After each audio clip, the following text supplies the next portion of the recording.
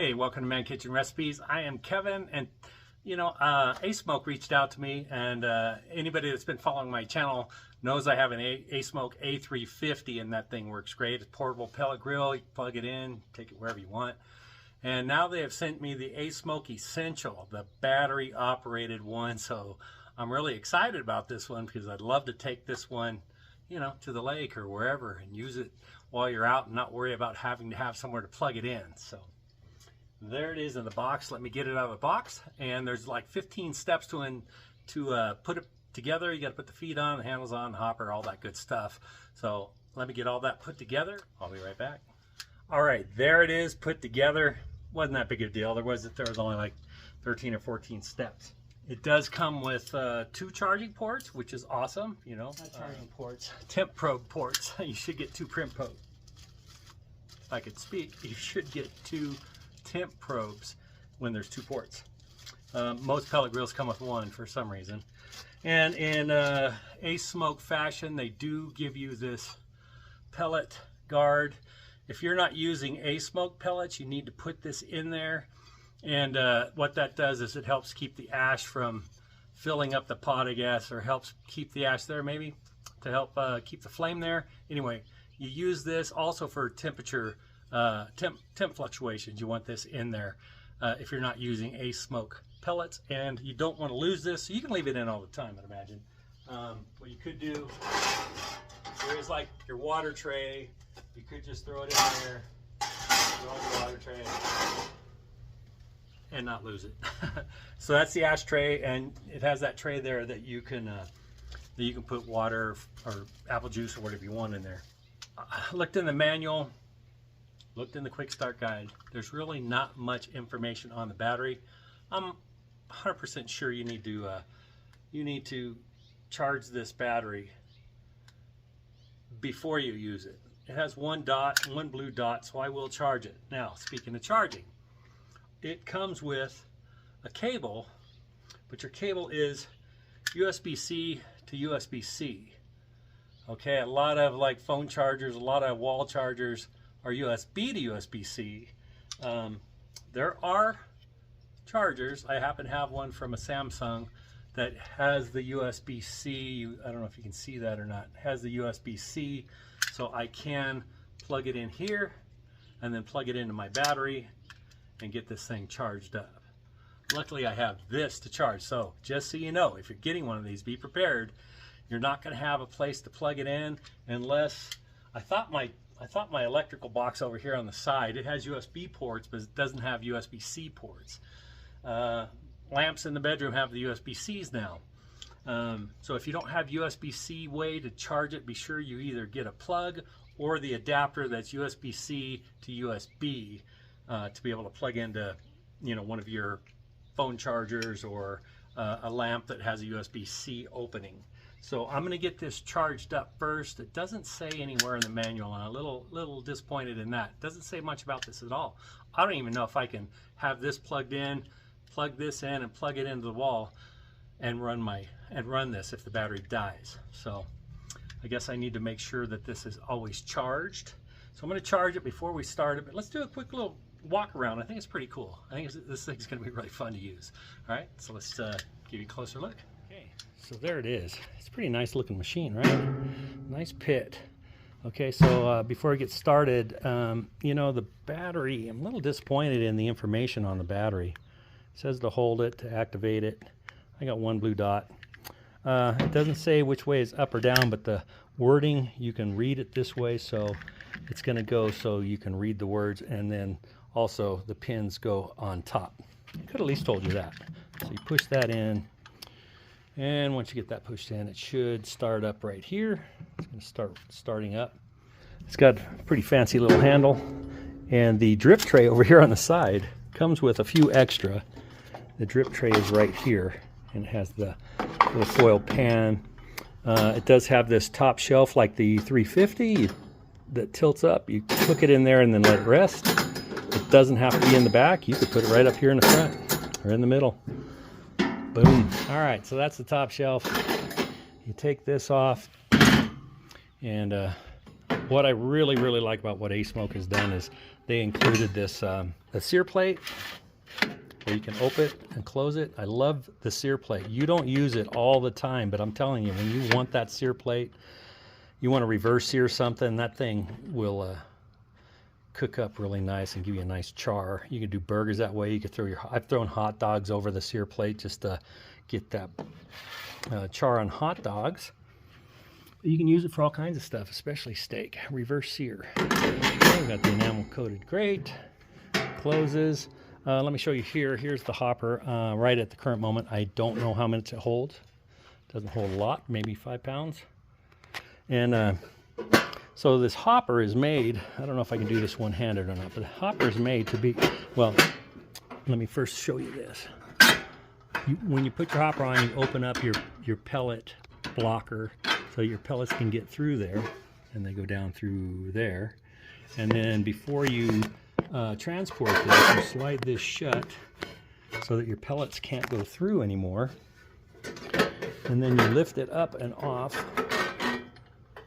Let's see if I can do it one-handed, yeah.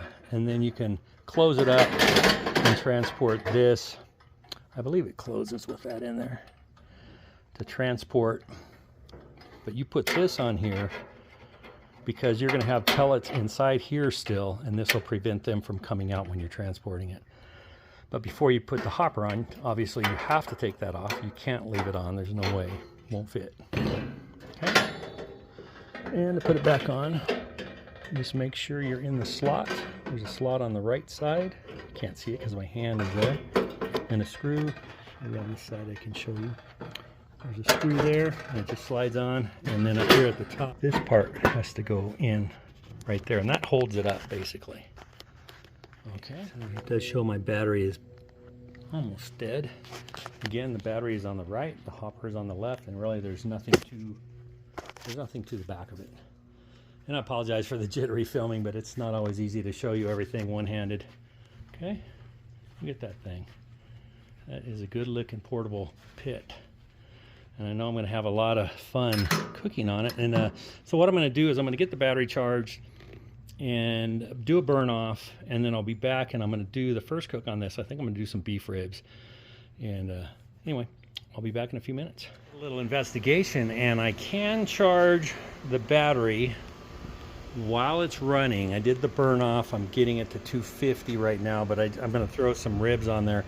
But I wanted to show you, after looking it up, I can plug it in, it will charge and run and everything. In case it's getting low and you know you're not done with your cook, you can plug it in if you're at home or you have an AC adapter on your vehicle. Okay, I'm going to get the ribs, we're going to put them on here and let this thing do a cook. We're going to cook my no fail beef ribs, 250 degrees, bone side down for 2 hours. We'll flip it 1 hour and they should be done. If this thing can hold that 250, we'll be golden. 2 hours is up on these no-fail ribs. 251, 253. This thing has only been fluctuating maybe 5 degrees. Man, look at that. Okay, so 2 hours on the bone side. We'll go 1 hour on the flesh side. I did cut like just pieces off that were not shaped properly. It didn't have anything to do with having it fit, because this whole rack of beef ribs had no problem. All right, see you in an hour. See you in a second. Okay, and just like that, look at those beef ribs. Oh yeah, no fail beef ribs, I'm telling you.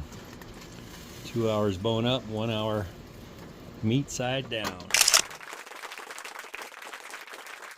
Okay, so I'm going to end this video here just so it doesn't get extremely long, because I could probably go on and on and on about this thing so far. I only did the one cook. The beef rib so far turned out excellent. Like I said, I watched the temp on that, and really, I don't even think it fluctuated 5 degrees. It pretty much stayed at the 250 the entire time. That hopper, I looked it up. I believe it's 4 pounds. There's some people say 4, some say 5 pounds. I think it's 4 pounds.